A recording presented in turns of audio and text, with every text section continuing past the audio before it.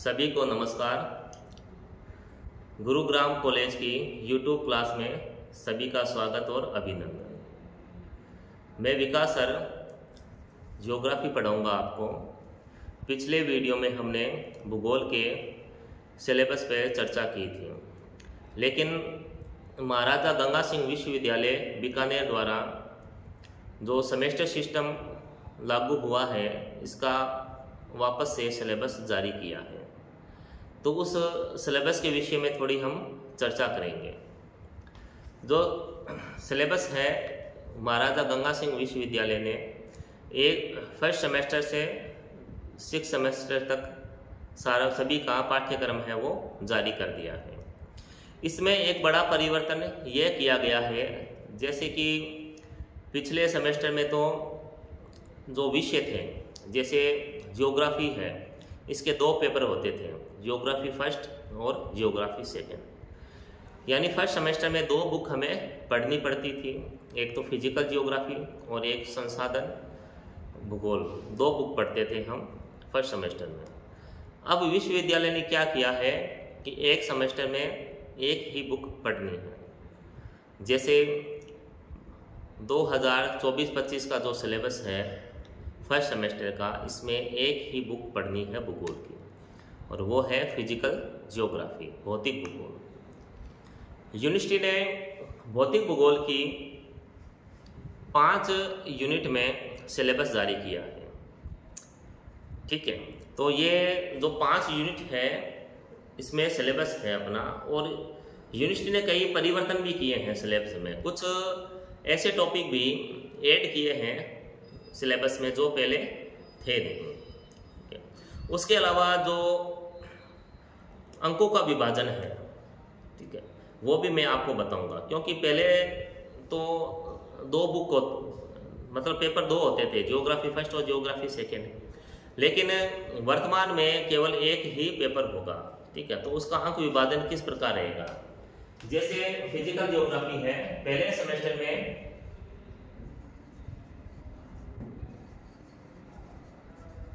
जैसे physical geography है, ये दिया है यूनिवर्सिटी ने, तो ये है 100 नंबर का। पहले करते हैं टोटल मार्क्स। जो पेपर है वो 150 नंबर का होना है। ठीक है, भूगोल का जो पेपर है वो 150 नंबर का होना है। 150 में से 100 नंबर रहेगा थ्योरी का। फिजिकल ज्योग्राफी है, ये थ्योरी का रहेगा, और प्रैक्टिकल रहेगा 50 अंकों का। ठीक है, तो ऐसे करके जो टोटल है वो रहेगा 150 नंबर का पेपर रहेगा भूगोल का। पहले ये सिस्टम नहीं था, क्योंकि पहले 2 बुक थी, जैसे जियो फर्स्ट और जियो सेकेंड, तो ये 40 नंबर का था और ये भी 40 नंबर का। ठीक है, उसके बाद जो प्रैक्टिकल है ये भी 40 का था। उसके बाद जो 30 नंबर थे वो इंटरनल के थे, 30 नंबर इंटरनल के थे। ठीक है, अब सिस्टम थोड़ा विभाजन कर दिया है अंकों का। तो जो थ्योरी का जो 100 नंबर का पेपर है, इसमें से जो 20 नंबर है वो इंटरनल के रहेंगे, इंटरनल एग्जाम के रहेंगे, और पेपर है वो 80 नंबर का होगा। जो थ्योरी का पेपर है वो 80 नंबर का होगा। उसके बाद जो प्रैक्टिकल है, इसमें 10 नंबर का तो इंटरनल होगा और 40 नंबर का प्रैक्टिकल रहेगा। ठीक है, रिकॉर्ड फाइल है, सर्वे फाइल है, वो सभी, और जो पेपर होता है आपका वो 40 नंबर का रहेगा। पहले भी यही था प्रैक्टिकल में, तो थ्योरी में कुछ परिवर्तन कर दिया इन्होंने। तो थ्योरी टोटल 100 नंबर का पेपर रहेगा, 80 नंबर का तो पेपर होगा, और 20 नंबर जो है आपके इंटरनल के जाएंगे। तो इस प्रकार ये अंकों का विभाजन है विश्वविद्यालय के द्वारा। अब हम थोड़े सिलेबस है उसका अध्ययन करते हैं। सिलेबस का मतलब कुछ टॉपिक पढ़ेंगे आप। अब जैसे ज्योग्राफी है, थोड़ी सामान्य चर्चा करते हैं भूगोल के विषय में। जैसे ज्योग्राफी,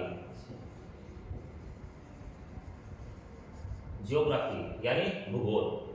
तो सबसे पहले ये हम जानेंगे कि जो ज्योग्राफी है इस शब्द का अर्थ क्या है। जियो का अर्थ है पृथ्वी और ग्राफी का अर्थ है अध्ययन, यानी इसका अर्थ यह हुआ पृथ्वी का अध्ययन,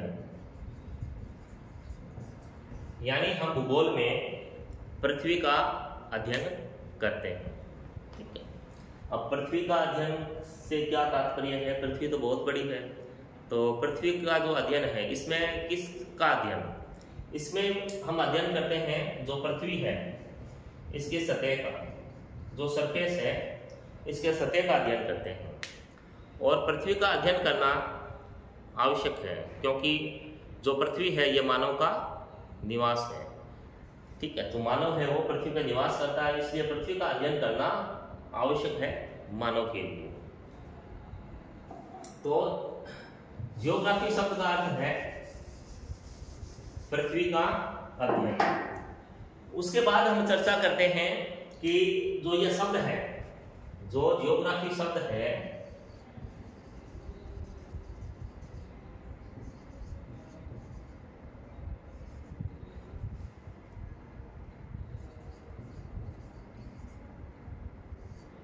जो शब्द है, वर्ड है, ये किसने दिया है? ये दिया है इरेटोस्थनीज ने। जो वर्ड है, जो शब्द है, यह दिया है इरेटोस्थनीज ने। ठीक है, उस जो भूगोल तो क्या, जो ज्योग्राफी शब्द हम यूज करते हैं बोलने में, जो सबसे पहले दिया था इरेटोस्थनीज ने। उसके बाद तो इसे भी देखिए भूगोल का पिता कहा जाता है, फादर ऑफ ज्योग्राफी, भूगोल का पिता।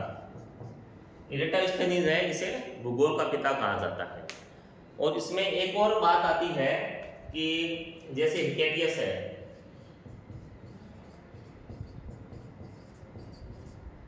हिकेटियस को भी भूगोल का पिता कहते हैं। यानी इरेटोस्थनीज और जो हिकेटियस है, इन दोनों को ही भूगोल का पिता कहते हैं। अब हिकेटियस को कहने का कारण है क्योंकि हिकेटियस ने भूगोल पे सबसे पहले पुस्तक लिखी थी। ठीक है, व्यवस्थित तरीके से एक सिस्टमेटिक बुक्स लिखी थी जिसका नाम था जस पीरियोडस। ये पुस्तक थी भूगोल पे सबसे पहले। ठीक है, तो भूगोल पे सबसे पहले तो पुस्तक लिखी थी वो हिकेटियस ने लिखी थी। ठीक है, इसलिए हिकेटियस को फादर ऑफ ज्योग्राफी कहते हैं। यानी कई बुक्स में इरेटोस्थनीज मिलेगा आपको, जिसको भूगोल का पिता बताया गया है, और कई बुक में हिकेटियस भी मिलता है। कई बार स्टूडेंट पूछते हैं मुझसे कि दोनों में से सही कौन सा है। ये दोनों ही सही है, लेकिन बात यह है कि कभी एग्जाम में पूछेंगे तो दोनों साथ में नहीं आएंगे। जो ऑप्शन है दोनों का नाम साथ में नहीं आएगा, किसी का एक का ही आएगा। इसलिए अपने को दिक्कत वाली बात नहीं है। इरेटोस्थनीज को भूगोल का पिता इसलिए कहते हैं क्योंकि इसने ज्योग्राफी शब्द दिया था।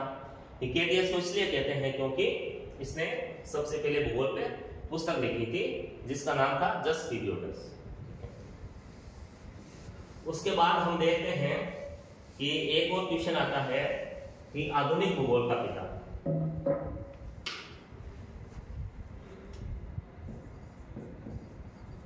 आधुनिक भूगोल का पिता। देखिए आधुनिक भूगोल का पिता कैसे है, इसमें भी दो नाम है। ठीक है, जो अभी बताए थे दो नाम वो तो प्राचीन भूगोल के हैं। जैसे आधुनिक भूगोल में इसमें भी दो नाम है। पहला है अपने अलेक्जेंडर वॉन हम्बोल्ट और दूसरा है कार्ल रिटर। ठीक है, ये दो नाम है आधुनिक भूगोल के पिता में। अलेक्जेंडर वॉन हम्बोल्ट और कार्ल रिटर, ये आधुनिक भूगोल के पिता कहलाते हैं। और दोनों ही ये दोनों ही जर्मनी के थे, ठीक है, जर्मनी देश है, वहां के ये निवासी थे दोनों ही, अलेक्जेंडर वॉन हम्बोल्ट और कार्ल रिटर, ठीक है। तो अलेक्जेंडर वॉन हम्बोल्ट और कार्ल रिटर का भूगोल में बहुत अधिक योगदान है। उसके बाद हम ये जानेंगे कि भूगोल की शाखाएं कितने हैं, भूगोल की जो ब्रांचेज कितनी हैं। देखिए,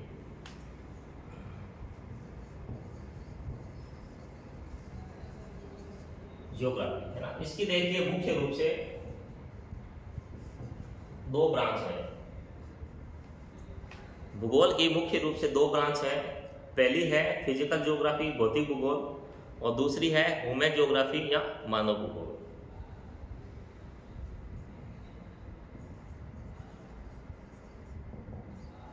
फिजिकल ज्योग्राफी यानी भौतिक भूगोल,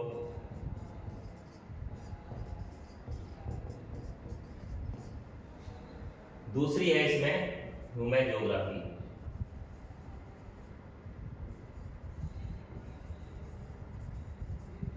यानी मानव भूगोल।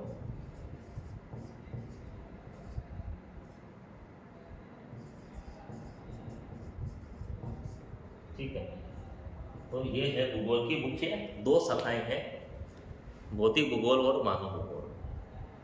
तो सबसे पहले हम अध्ययन करेंगे भौतिक भूगोल का, फिजिकल ज्योग्राफी का। ठीक है,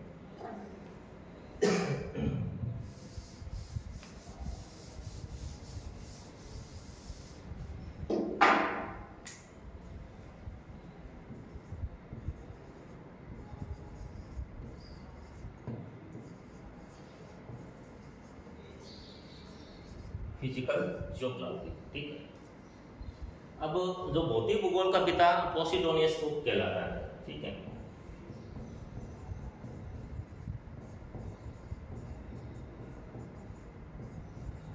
का पिता पोसिडोनियस, पोसिडोनियस को भौतिक भूगोल का पिता कहते हैं। भौतिक भूगोल में भी हम देखिए इसको किन किन क्षेत्रों का करते हैं। एक तो स्थलमंडल,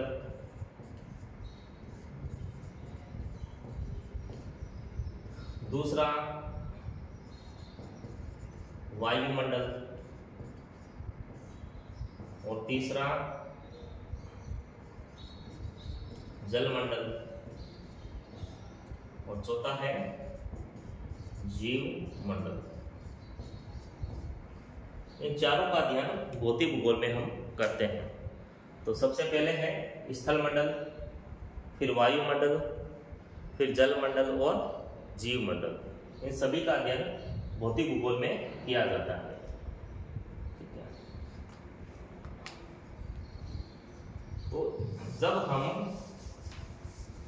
भूगोल विषय हम पढ़ते हैं, जैसे भूगोल विषय जब हम पढ़ते हैं तो जैसे मैंने बताया, भूगोल का अर्थ है पृथ्वी का अध्ययन, यानी पृथ्वी का अध्ययन से अर्थ है पृथ्वी का जो सतह है उसका अध्ययन। लेकिन हम क्या करते हैं, जो अंतरिक्ष का भी अध्ययन करते हैं, जो ब्रह्मांड है उसका अध्ययन भी करते हैं, जो पृथ्वी के गर्भ में है, जो उसके भूगर्भ में है पृथ्वी, उसका भी अध्ययन करते हैं। ठीक है, क्योंकि ये सभी जो मानव है उनसे जुड़े हुए हैं, पृथ्वी है उनसे जुड़े हुए हैं, इसलिए इनका अध्ययन करते हैं। और जब भी हम पृथ्वी का अध्ययन करते हैं, सबसे पहले बात आती है पृथ्वी की उत्पत्ति की। पृथ्वी की उत्पत्ति संबंधित है ब्रह्मांड की उत्पत्ति से, क्योंकि ब्रह्मांड की उत्पत्ति हुई तब पृथ्वी की उत्पत्ति हुई है। इसलिए सबसे पहले ब्रह्मांड की उत्पत्ति जानना जरूरी है, और ब्रह्मांड की उत्पत्ति से ही हम जो पृथ्वी है इसकी उत्पत्ति के बारे में हम जान पाएंगे।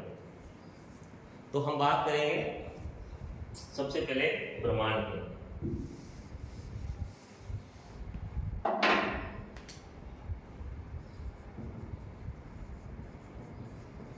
ब्रह्मांड यूनिवर्स।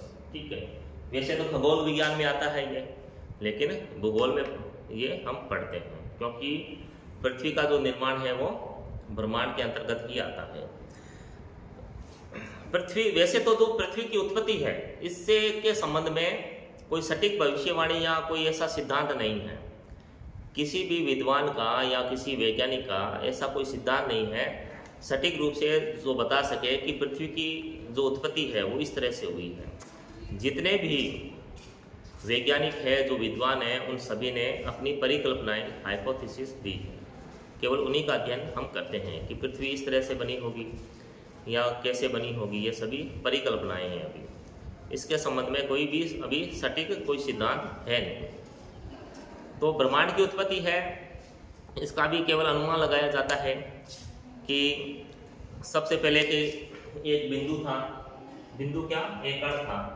ठीक है, इस कण में क्या है, विस्फोट हुआ, और ये विस्फोट हुआ तो ये इसका जो पदार्थ है वो चारों तरफ फैलने लग गया, और उसी से ब्रह्मांड की उत्पत्ति हुई है। ठीक है, तो इस कण को नाम दिया गया था गॉड पार्टिकल। गॉड पार्टिकल यानी ईश्वरीय कण, इसका नाम दिया गया। ठीक है, क्योंकि इस कण के द्वारा ही ब्रह्मांड की उत्पत्ति हुई है, और ग्रह और जो उपग्रह हैं इन सबकी उत्पत्ति हुई। ठीक है, सबसे पहले उत्पत्ति में कि आकाशगंगा है।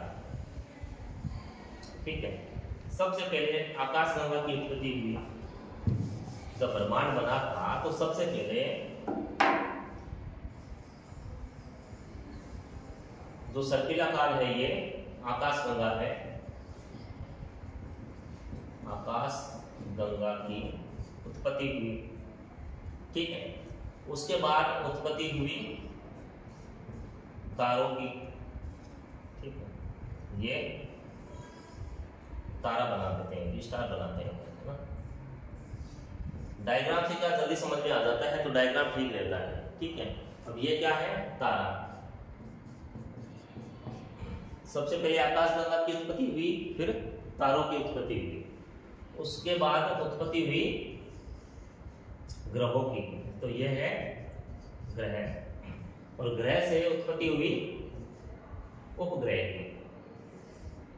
ये है उपग्रह। तो वैज्ञानिकों के अनुसार यह क्रम चला था। तो सबसे पहले आकाशगंगा की उत्पत्ति हुई, आकाशगंगा से तारों की, तारों से ग्रहों की, और ग्रहों से उपग्रहों का निर्माण हुआ है। तो इसमें हम सभी की परिभाषाएं भी ज्ञात कर लेते हैं। जैसे आकाशगंगा है, गैलेक्सी कहते हैं इसे। तो आकाशगंगा किसे कहेंगे, तो असंख्य है।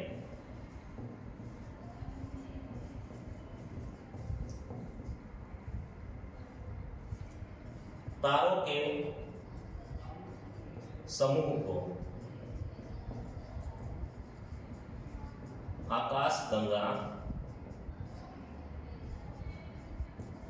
कहते हैं। ठीक है, असंख्य तारों के समूह को आकाशगंगा कहते हैं। उसके बाद तारा किसे कहेंगे, जो स्वयं के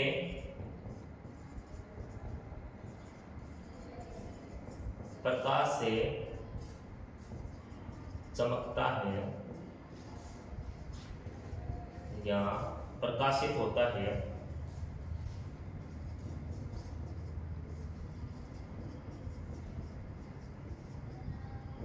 उसे तारा कहते हैं। ठीक है, यानी तारा किसे कहेंगे, जो स्वयं के प्रकाश से चमकता है या प्रकाशित होता है, उसे तारा कहते हैं। ग्रह किसे कहेंगे, जो सूर्य के चारों ओर चक्कर लगाता है, उसे ग्रह कहते हैं। ठीक है, यानी जो सूर्य है उसके चारों तरफ जो चक्कर लगाते हैं उसे ग्रह कहते हैं। उपग्रह की क्या हो जाएगी परिभाषा, यानी जो ग्रह के चारों ओर चक्कर लगाते हैं या लगाता है उसे उपग्रह कहते हैं। ठीक है, तो ये परिभाषाएं हैं इन सभी की, क्योंकि जब ब्रह्मांड की उत्पत्ति हुई थी तो सबसे पहले आकाशगंगा का निर्माण हुआ, आकाशगंगा से तारों का निर्माण हुआ, तारों से ग्रहों का निर्माण हुआ और ग्रहों से उपग्रहों का निर्माण हुआ है। उसके बाद जो आकाशगंगा की परिभाषा है, यानी असंख्य तारों के समूह को आकाशगंगा कहते हैं, और स्टार या तारा उसे कहेंगे जो स्वयं के प्रकाश से प्रकाशित होता है, उसे तारा कहेंगे। ग्रह उसे कहेंगे जो सूर्य के चारों ओर चक्कर लगाता है, और उपग्रह वो है जो ग्रह के चारों ओर चक्कर लगाता है, उसे उपग्रह कहते हैं। अब बात करेंगे, जैसे हमारा जो भूगोल पढ़ने का उद्देश्य यही है कि पृथ्वी के विषय में जाने। ठीक है, जो भी हमारा विषय रहता है वो मानव संबंधित रहता है। भूगोल का जो अर्थ या परिभाषा यही है, मानव और जो प्रकृति के बीच में जो अंतर संबंध है वही भूगोल है। तो इसलिए हम अब देखिए, जो आकाशगंगा है, गैलेक्सी है, इसी में तारे भी है, ग्रह भी है और उपग्रह भी है। ठीक है, पृथ्वी जिस आकाशगंगा में स्थित है उसे मंदाकिनी कहते हैं। ठीक है, उसका नाम है मंदाकिनी, यानी पृथ्वी जिस आकाशगंगा में स्थित है उस आकाशगंगा को मंदाकिनी कहते हैं। इंग्लिश में उसे कहेंगे मिल्की वे, मिल्की वे या दुग्ध मेखला कहते हैं। ठीक है, उसके बाद है तारा। देखिए, जो सूर्य है वो तारा है या ग्रह है। बहुत से ऐसे स्टूडेंट्स हैं जिनको नहीं पता है कि सूर्य तारा है या ग्रह है। तो बच्चों, जो सूर्य है, जो सूर्य है यह तारा है। ठीक है, सूर्य है यह तारा है। तो सूर्य अपने ही प्रकाश से प्रकाशित होता है, तो इसलिए सूर्य तारा है। और इसी तारे के या सूर्य के चारों तरफ जो चक्कर लगाता है उसे ग्रह कहते हैं। ठीक है, और इन ग्रहों के चारों तरफ जो चक्कर लगाएगा उसे उपग्रह कहेंगे। जैसे पृथ्वी है, पृथ्वी का एक उपग्रह है चंद्रमा। तो ये जो चंद्रमा है ये पृथ्वी का उपग्रह है।